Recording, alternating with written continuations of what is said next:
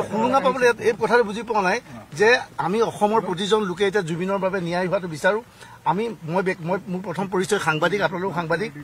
ক'ৰবাত কিবা জুবিনৰ ঘটনাৰ সংক্ৰান্তে যি তথ্য পাওঁ, য'তে সৰু তথ্য নাপালেও আমি তাক বিচাৰি যোৱাটো প্ৰয়োজন।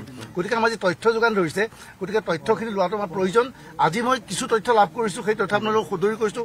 আৰু কিছু তথ্য আছে যিবোৰ তথ্যটো মই ৰাজহুৱা কৰিব নোৱাৰিম, কিন্তু মোৰ কনফিডেঞ্চ বৃদ্ধি পাইছে। মই ইয়াৰ জৰিয়তে এইটো ক'ব বিচাৰোঁ যে SIT বা অমুকে আমাক মেনিপুলেট কৰিছে, সেইটো কোনো মিছা কথা, এইটো কোনো কথা নহয়। মই ভাবিছোঁ আজি যাক যাক আমন্ত্ৰণ হৈছে তেওঁলোক অহাটো উচিত আছিল। আৰু যদি SITৰ সন্মুখত তেওঁলোকে উপস্থিত হৈ ইয়াত জুবিনৰ ন্যায়ৰ বাবে মাত নামাতি কেৱল ফেচবুকত বা বাহিৰত কথা লিখিলে নহ'ব। SITৰ সন্মুখত আজি আহি কথা ক'বলৈ উঠাব লাগিছে। আমি SITৰ পিছত বহু পৰামৰ্শ দিছোঁ, আমাৰ বহুতে লিখিত পৰামৰ্শ দিছে, আমি দাবী উত্থাপন কৰিছোঁ।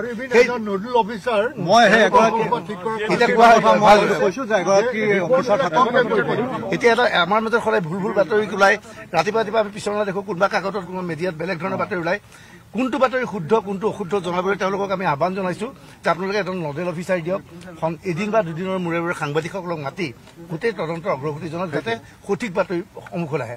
আৰু আজি আমি তেওঁলোকৰ ওচৰত পুনৰ কৈছোঁ জুবিন গাৰ্গক ন্যায় লাগে, কিন্তু এইটোও কওঁ যে মই জুবিন গাৰ্গক 10 দিনৰ ভিতৰত ন্যায় লাগে বুলি আমি কোৱা নাই। আমি ন্যায় বিচাৰিছোঁ। তেওঁলোকে কৈছে যে 3 মাহৰ ভিতৰত যিখিনি চাৰ্জশ্বিট দিব লাগিব দিব, আৰু কোনো ক্ষেত্ৰতে কোনো যাতে খাই যাব নোৱাৰে তাৰ ব্যৱস্থা কৰিব। সেইখিনি আমাৰ পৰা কিছু পৰামৰ্শ লৈছে, আমি বিভিন্ন পৰামৰ্শ দিছোঁ। মই বুলি পৰামৰ্শখিনি ৰাজহুৱা কৰাটো উচিত নহ'ব, কাৰণ আমি 6জন বা 5জন মানুহে দিয়াটো উচিত নহয়। কিন্তু আমি যি পৰামৰ্শ দিছোঁ, আপোনালোকে যিটো বিচাৰিছে, অসমৰ ৰাইজে যিটো বিচাৰিছে, আমি তেনেকুৱা পৰামৰ্শ দিছোঁ। আমি বাৰে বাৰে কৈছোঁ যে জুবিনৰ এই ঘটনাৰ সৈতে জড়িত ব্যক্তিসকল যাতে কোনো ক্ষেত্ৰতে ৰেহাই নাপায়। জুবিন গাৰ্গ অসমৰ এজন সম্পদ আছিল। কি পৰিৱেশত তেওঁক ছিংগাপুৰলৈ লৈ গৈ তেওঁৰ লগত কোনো ব্যক্তিক নিয়োজিত নকৰিলে, যিজনে 24 ঘণ্টাই জুবিনক চালেহেঁতেন। ইয়াৰ বাবে দায়ী কোন? শ্যামকান্ত মহোদয় কিয় ব্যৱস্থা নললে? সেইবিলাক প্ৰশ্ন আমি উত্থাপন কৰিম।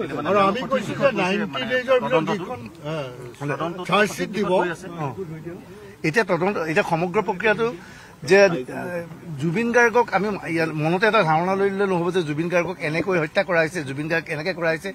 তেওঁলোকে এটা প্ৰচেছত আগবাঢ়িছে। হয়তো তেওঁৰ মাজত হত্যাৰ গোন্ধ থাকিব পাৰে, হয়তো কাৰোবাৰ হত্যাৰ ধাৰা এটা সন্নিৱিষ্ট হৈছে। তেওঁলোকে কৈছে হত্যাৰ ধাৰা সন্নিৱিষ্ট কৰিছোঁ। গতিকে আমি কোনো ক্ষেত্ৰতে আটাইতকৈ কঠোৰ শাস্তি দিবলৈ চেষ্টা চলাম। আৰু পষ্টমৰ্টেম ৰিপৰ্টৰ বিষয়ে আমাক অৱগত কৰা নাই, গতিকে কোৱাটো উচিত নহ'ব।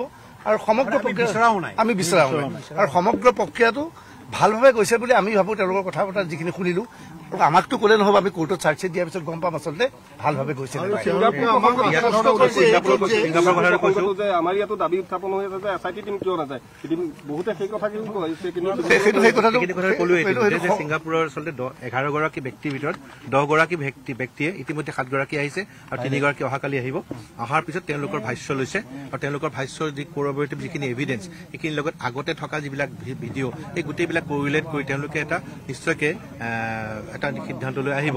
দ্বিতীয়তে মই আগতেই কৈছোঁ যে SIT তালৈ কিয় যোৱা নাই, সেই কথাটোৰ ব্যাখ্যাত তেওঁলোকে এই ধৰণে দিছে যে ইতিমধ্যে তেওঁলোকে যোগাযোগ কৰিছে, এটৰ্নি জেনেৰেল অফ ছিংগাপুৰৰ লগত যোগাযোগ কৰিছে, আৰু কৰাৰ পিছত তেওঁলোকে এটা মেইল দিছে। আজি ৰাতিপুৱা মেইলখন আহিছে, আৰু তেওঁলোকে ইয়াৰ পৰা কেইজন পুলিচৰ অফিচাৰ যাব, তেওঁলোক কোন যাব, তেনেকুৱা ধৰণৰ মেইল বিচাৰিছে। তেওঁলোকে সেইমতে উত্তৰ দিছে। তেওঁলোকে লগতে কৈছে ছিংগাপুৰৰ লগত ভাৰতৰ এখন চুক্তি আছে, যে সেই চুক্তিমতে ভাৰতৰ আৰক্ষী দল এটাই ছিংগাপুৰত গৈ নিজাববীয়াকৈ তদন্ত কৰিব নোৱাৰে। আৰু ইয়াৰ বাবে তেওঁলোকে ছিংগাপুৰ আৰক্ষীৰ অনুমতিৰ প্ৰয়োজন হ'ব। ইতিমধ্যে অনুমতি বিচাৰিছিল। আমাৰ গোস্বামীদেৱে কৈছেই যে আজি ভাল খবৰ, এইটো আমাৰ ভাল লাগিছে যে ছিংগাপুৰ চৰকাৰৰ ফালৰ পৰা আৰক্ষীৰ ফালৰ পৰা অসম পুলিচলৈ মেইল আহিছে যে অসম পুলিচৰ কোন বিষয়া যাব নাম পঠিয়াই দিব কৈছে, আৰু কোন বিষয়কেইটাক তদন্ত কৰিব সেই বিষয়ে জানিব বিচাৰিছে। এইখিনিতে তেওঁলোকে জনাইছে ছিংগাপুৰ আৰক্ষীৰ ফালৰ পৰাও নিজাববীয়াকৈ সমগ্ৰ ঘটনাটোৰ তদন্ত চলাইছে। গতিকে তেওঁলোকে আশা প্ৰকাশ কৰিছে যে এই সমগ্ৰ প্ৰক্ৰিয়াটোৰ আচল মীমাংসা অতি শীঘ্ৰে কৰিব পৰা যাব। আৰু ৰাইজলৈ যিহেতু আপোনালোক 6 গৰাকী ব্যক্তি আছিল, ৰাইজে আপোনালোকৰ মুখলৈ বৰ আগ্ৰহে চাই আছে। আপোনালোকে ওলাই আহিলে ৰাইজলৈ স্পষ্টভাৱে এই গোটেই ঘটনাক লৈ কেনেকুৱা ধৰণৰ বাৰ্তা এটা দিব যে ৰাইজে মুখলৈ চাই আছে আপোনালোকৰ? এতিয়া হৈছে আমাক যিবোৰ কথা কৈছে সেইবোৰ কথাৰ ভিত্তিত নিশ্চয় ভাল হ'ব বুলি আশা কৰিছোঁ। কিন্তু মই ভাবোঁ যে জুবিনৰ ন্যায় দিবলৈ কেৱল কথাৰে নহয়, আমি অপেক্ষা কৰিব লাগিব চাৰ্জশ্বিটলৈ। সমগ্ৰ অসমবাসীয়ে দাবী জনাব লাগে, আমিও দাবী জনাইছোঁ।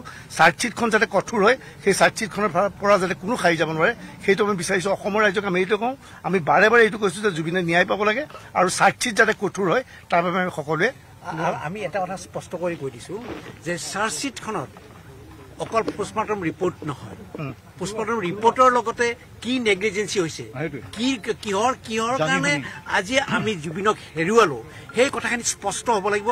আৰু সেই স্পষ্টভাৱে মানুহৰ মাজত আমি জানিব লাগিব, প্ৰত্যেকজন ব্যক্তিয়ে জানিব লাগিব যে এই যিখন চাৰ্জশ্বিট, সেই চাৰ্জশ্বিটখনৰ পৰাই আচলতে যিজন দোষী তেওঁক সাব্যস্ত কৰি তেওঁক উচিত শাস্তি দিয়া হৈছে। আৰু সেইখিনি আমাৰ ৰাইজৰ কথা। আচলতে ৰাইজৰ যিখিনি কথা আমি সাহসেৰে সৈতে, মই আকৌ কৈছো, আমি সাহসেৰে সৈতে মুখামুখি হৈছো, আমি সাহসেৰে সৈতে এই কথাখিনি গাড়ী কৈছো। আৰু আমি আৰু ইতিমধ্যে উকিলৰ লগতো আমি আলোচনা কৰিছো যে এনেকুৱা ধৰণৰ কথাৰ ফলত কেছটো দুৰ্বল হ'ব পাৰে নি, কাৰণ আমি সেই বিষয়ে সচেষ্ট আছিলো। কিন্তু এটা কথা যে আমাৰ লগত কেছৰ বিষয়ে বা তদন্তৰ বিষয়ে কোনো ধৰণৰ কথা, যিবিলাক গোপনীয় কথা, এইবিলাক কোনো ধৰণৰ আমাৰ লগত শ্বেয়াৰ কৰা নাই, একো ধৰণৰ শ্বেয়াৰ কৰা নাই।